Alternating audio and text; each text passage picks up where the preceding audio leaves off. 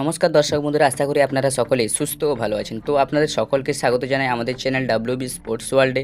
তো আজকের এই ভিডিওতে আমরা কথা বলবো মোহনবাগান ইস্টবেঙ্গল যে ফাইনাল ম্যাচ রয়েছে ডুরান্ড কাপের।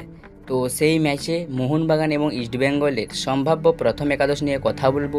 সাথেই আমরা কথা বলবো এই ডার্বি ম্যাচে কোন দল এগিয়ে রয়েছে এবং একাধিক পরিবর্তন কিন্তু করতে চলেছেন মোহনবাগান কোচ প্যানাগিওটিস ডেরেম্পেরিস, সে বিষয় নিয়ে কথা বলবো এবং হাবাস তিনি কতটা তৈরি এই ডার্বি ম্যাচের জন্য সে বিষয় নিয়েও কথা বলবো।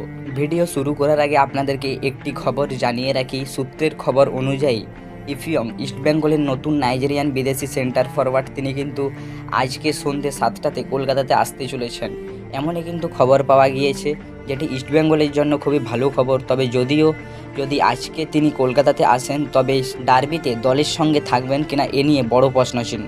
প্রথমেই আমরা কথা বলবো ইস্টবেঙ্গল এফসিকে নিয়ে। তো আপনারা সকলেই জানেন যে ইস্টবেঙ্গলের চোটাঘাত সমস্যার কারণে একাধিক ফুটবলার কিন্তু ছিটকে গিয়েছেন এই ডুরান্ড কাপ ফাইনাল থেকে, এবং বিদেশি ফুটবলার থেকে শুরু করে স্বদেশি ফুটবলাররা কিন্তু থাকছেন না এই ডার্বি ম্যাচে।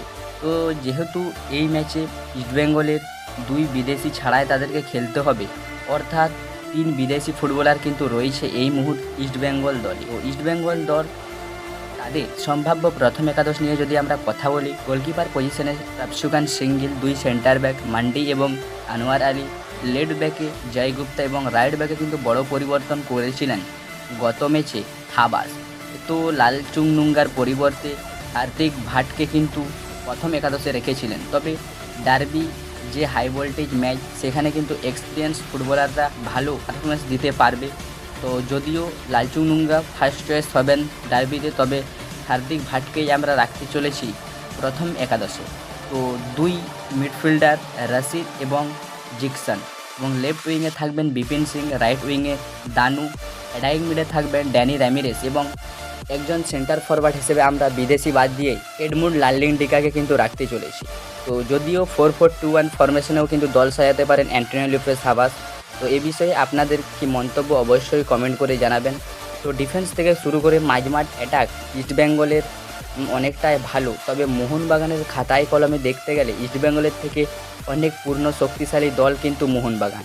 তবে আপনাদের সকলকে জানিয়ে দিই, ডার্বি কোনোদিনও খাতায় কলমে হয় না, ডার্বি সবসময় 50-50। তো খাতায় কলমে বড় নাম থাকলেও পারফরমেন্স কিন্তু পার্থক্য এনে দেবে এই ডার্বি ম্যাচে। এরপরে যদি আমরা কথা বলি মোহনবাগানকে নিয়ে, তো মোহনবাগানকে নিয়ে যদি আমরা কথা বলি, এই মুহূর্তে মোহনবাগান খুব সময় কম পেয়েছে নিজেদেরকে তৈরি করার। সেক্ষেত্রে মোহনবাগান প্রথম একাদশ কেমন হবে সে বিষয় নিয়ে চূড়ান্তভাবে কোনো কিছুই বলা যাচ্ছে না, কেননা প্লেয়ারদের মধ্যেও এখনও কিন্তু কম্বিনেশনের অভাব রয়েছে এবং বিদেশি ফুটবলাররা এখনও পর্যন্ত পুরোপুরি 90 মিনিট খেলার মতন ফিট নয়।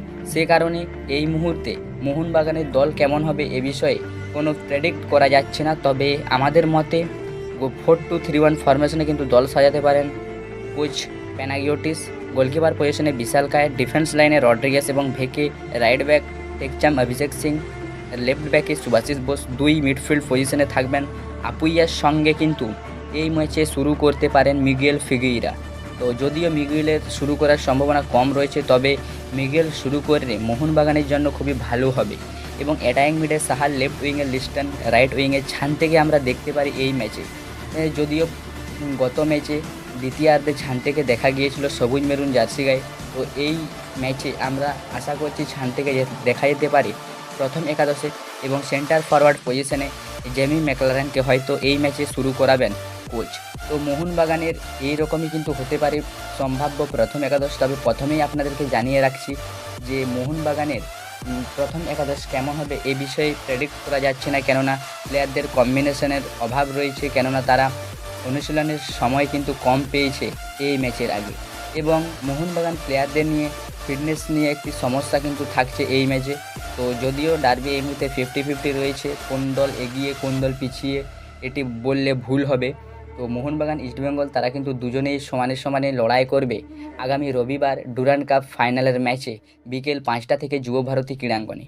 অর্থাৎ মোহনবাগান ইস্টবেঙ্গলকে নিয়ে এরকমই কিন্তু হতে পারে দুই দলের সম্ভাব্য প্রথম একাদশ। তো যদিও এই সম্ভাব্য প্রথম একাদশে একাধিক পরিবর্তন আসতে পারে, আপনাদেরকে প্রথমেই জানিয়ে দিচ্ছি।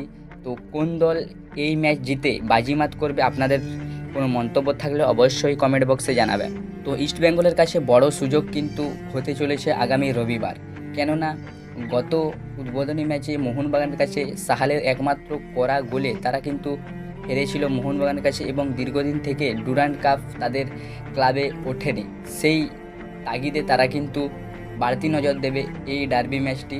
যদিও মোহনবাগান চ্যাম্পিয়ন দল, তারা কিন্তু চ্যাম্পিয়নের জন্যই মাঠে নামবে। তো আজকের এই ভিডিওটি এই পর্যন্তই ছিল। ভিডিওটি ভালো লাগলে অবশ্যই লাইক, শেয়ার ও আমাদের চ্যানেলে প্রথমবারের জন্য এসে থাকলে আপনাদের কাছে একটি অনুরোধ, চ্যানেলটি সাবস্ক্রাইব করে যাবেন। সাবস্ক্রাইব করা একদম ফ্রি। এরকমই খেলার খবর সবার আগে পেতে চ্যানেলটি সাবস্ক্রাইব করে যাবেন। চলুন দেখা হবে নেক্সট ভিডিওতে। ধন্যবাদ।